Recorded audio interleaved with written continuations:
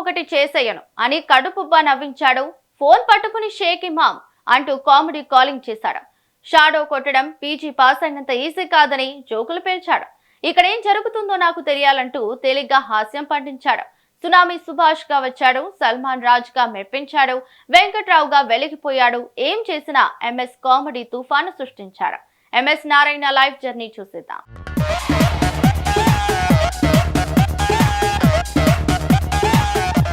వ్యాపారం, చదువు, రాజకీయం ఇలా ఏ రంగంలోనైనా ఇష్టంతో వస్తారు. సినిమా రంగానికి మాత్రం పిచ్చితో వస్తారు.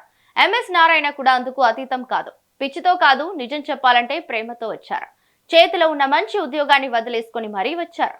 తన పైరును సిల్వర్ స్క్రీన్ పై చూసుకోవాలన్న ఆశతో వచ్చారు. అనుకున్నవన్నీ జరగటానికి అది కళల ప్రపంచం కాదు, రంగుల ప్రపంచం. అందురే రైటర్ కావాల్సిన వ్యక్తి ముఖానికి రంగేసుకోవాల్సింది వచ్చింది. ఆయనలోని ఆ కామెడీ యాంగిలే జనానికి విపరీతంగా నచ్చింది. ఎంఎస్ నారాయణ పూర్తి పేరు మైలవరపు సత్యనారాయణ. పశ్చిమ గోదావరి జిల్లాలోని నిడమరులో ఓ మధ్య తరగతి రైతు కుటుంబంలో జన్మించారు. తండ్రి పేరు మైలవరపు బాపిరాజు, తల్లి వెంకట సుబ్బమ్మ. వీరికి జన్మించిన 10 మంది సంతానంలో సత్యనారాయణ ఒకరు. తండ్రికి చదివించటం ఇష్టం లేకపోయినా పట్టుదలతో చదువుకున్నారు నారాయణ. చిన్నతనంలో 4 మైళ్ళ దూరం నడిచి వెళ్లి పత్తేపురంలో విద్యను అభ్యసించారు.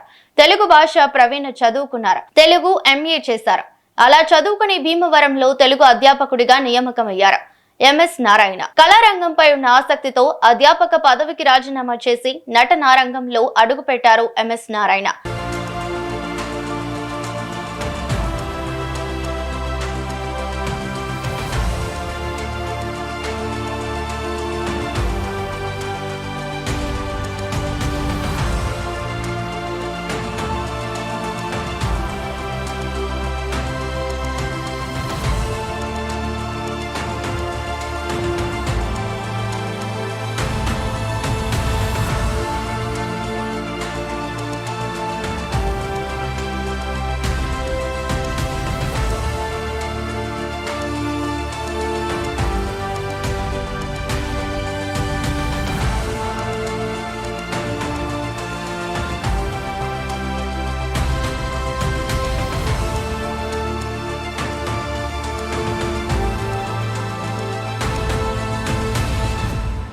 అయితే నటుడు కావాలని ఎంఎస్ ఎప్పుడూ అనుకోలేదు.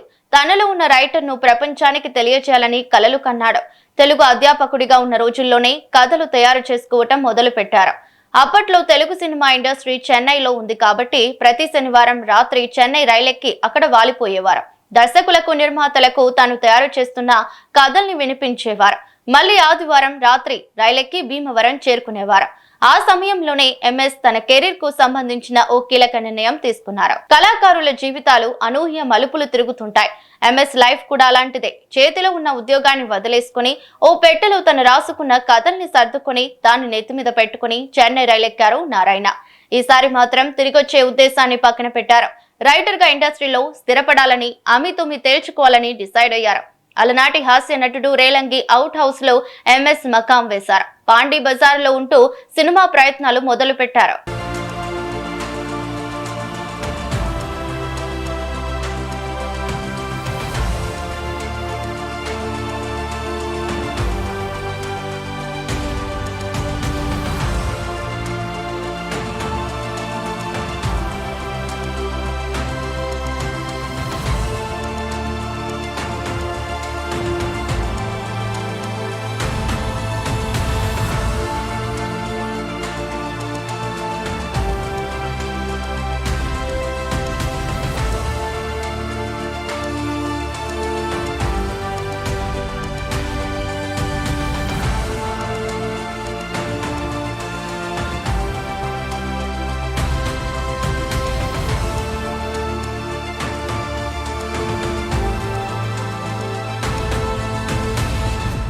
ఎంఎస్ జీవితం పడ్డించిన విస్తరి కాదు.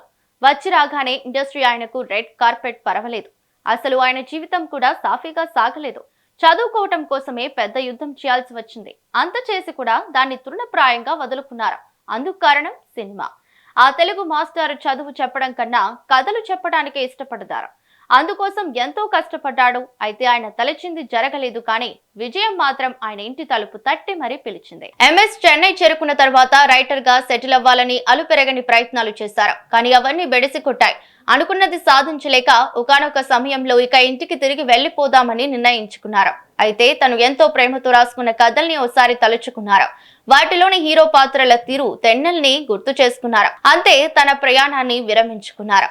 అప్పుడే తన డైరీలో వాక్యం రాసుకున్నారు. అదేమిటంటే, ప్రయత్నిస్తూ మరణిస్తే గెలిచినట్టే, ప్రయత్నం విరమిస్తే మరణించినట్లే. ఆ కొటేషన్ రాసుకున్న తర్వాత చేతిలో ఉన్న రిజర్వేషన్ టికెట్ ను చించి పారేసి ఎన్ని కష్టాలు ఎదురైనా సినీ ఫీల్డ్ లోనే బతకాలని నిర్ణయించుకున్నారు ఎంఎస్ నారాయణ. తను అనుకున్నట్టుగానే ఇండస్ట్రీలో రైటర్ గా స్థిరపడ్డారు ఎంఎస్.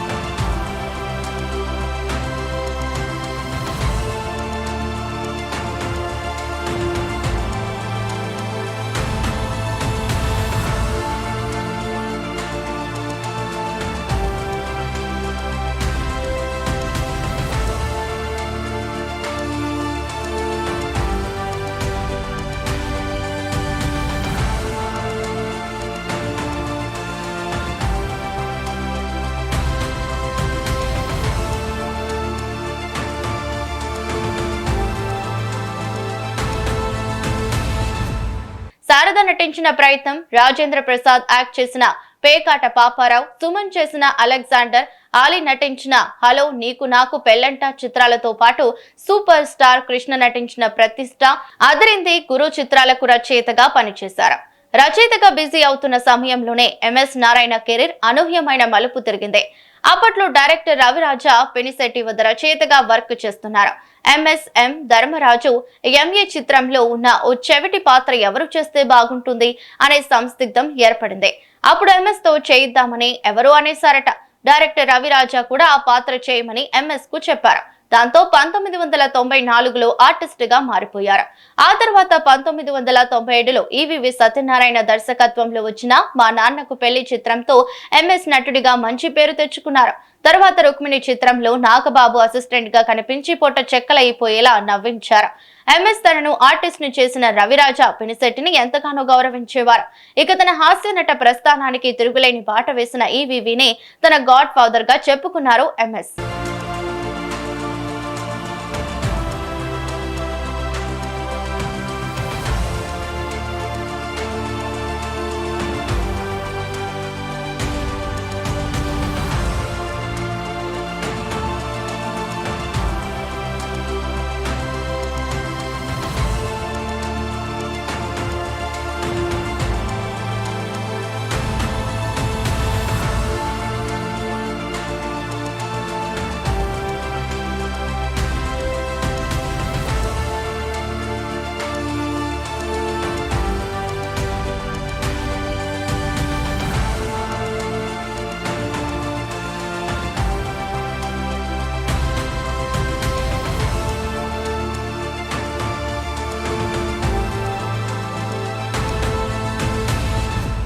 అనూహ్యంగా నటనా రంగంలో అడుగుపెట్టారు.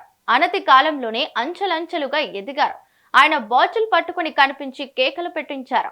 ఆ డైలాగ్స్ కు సినిమా థియేటర్స్ లోని సీట్లు కూడా పక్కుమన్నాయి. బాక్స్ ఆఫీస్ వద్ద కామెడీగా కాసుల వర్షం కురిపించింది. సినీ ప్రేమికుల ముఖంలో చిరునవ్వుల ఇంద్రధనస్సు విరిసింది. పాత్రలు ఏవైనా ఆయన చేసిన కామెడీ మాత్రలు కరెక్ట్ గా పనిచేశాయి. ప్రేక్షకుల ఆయుష్ పెంచాయి, పరమానందాన్ని పంచాయి. తన కెరీర్ లో సుమారు 200 చిత్రాల్లో తాగుబోతు వేషాలు వేశారు. అలా అన్నిసార్లు ఒకే తరహా పాత్ర పోషించిన నటుడు తెలుగు తెరపై లేనిలేరు. అయినా కానీ ఆయన నటన ప్రేక్షకులకు మోహం మొత్తలేదు, మోనాటికి రాలేదు. అందుకు కారణం తన dialogue diction and body language. సహజంగా పలికే మాటలు, విచిత్రమైన బాడీ లాంగ్వేజ్ తో ఎంఎస్ మెస్మరైజ్ చేశారు. 1997ను స్వింగ్ లోకి వచ్చిన ఎంఎస్ నారాయణ అనేక చిత్రాల్లో తన కామెడీ విశ్వరూపాన్ని చూపించారు. కాలం మారుతున్న ఎంఎస్ కామెడీ పంచ్లకు గిరాకీ తక్కలేదు. అయితే ఓ చిత్రం ఆయన నట జీవితాన్ని మరో మలుపు తిప్పింది. క్షణం తీరికలేని ఆర్టిస్ట్ ని చేసింది. అదే శ్రీను వైట్ల డైరెక్షన్ లో వచ్చిన దూకుడు.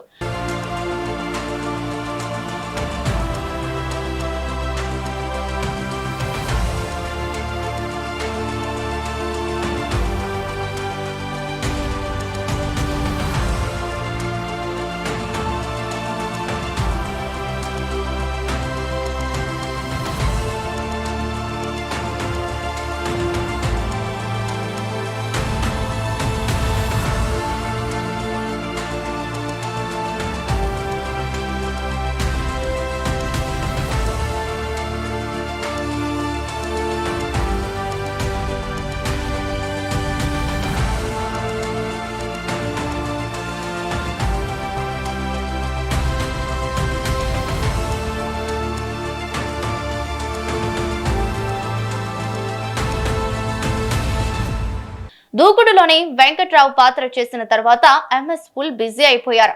ఒక విధంగా చెప్పాలంటే ఇది ఆయన కెరీర్ లో సెకండ్ టర్నింగ్ పాయింట్. పేరడీలు చేసి చాలా మంది హాస్య నటులు ప్రేక్షకుల్ని నవ్వించారు. అయితే ఎంఎస్ స్టైల్ వేరు. ఆయన ఓ హీరోని ఇమిటేట్ చేశారంటే అందులో కూడా ఆయన స్టైలే ఉంటుంది.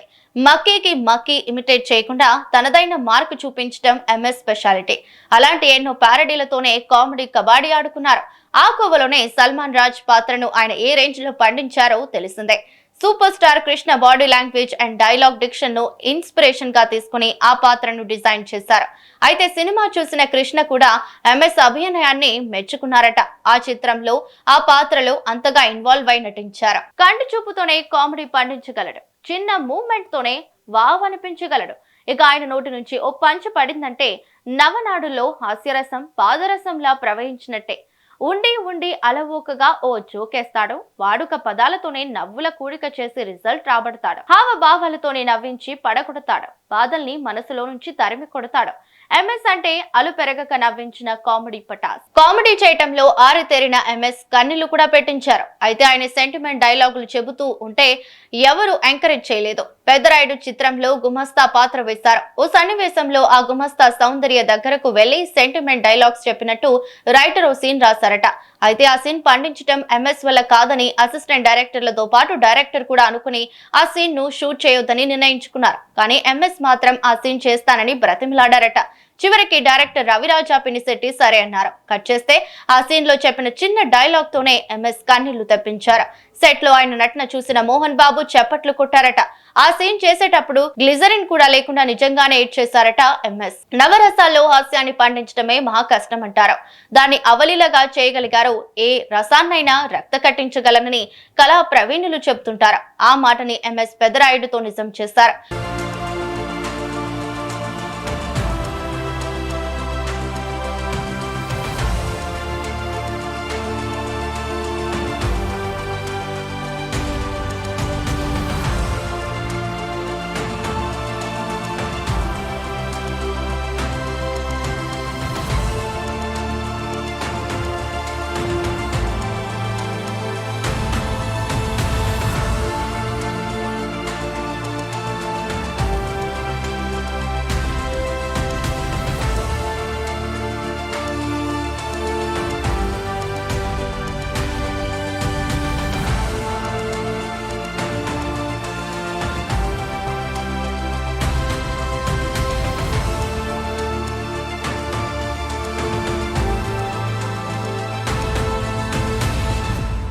పిల్ల జమీందార్లో కూడా అంతే సెంటిమెంట్ ను పండించి శబాష్ అనిపించుకున్నారు. నిజ జీవితంలో ఎంఎస్ తెలుగు లెక్చరర్. పిల్ల జమీందార్లో అదే పాత్ర వేశారు. రామసక్కనుడు, మా నాన్నకు పెళ్లి, శివమణి, దూకుడు చిత్రాలకు రాష్ట్ర ప్రభుత్వ నంది అవార్డులు అందుకున్నారు.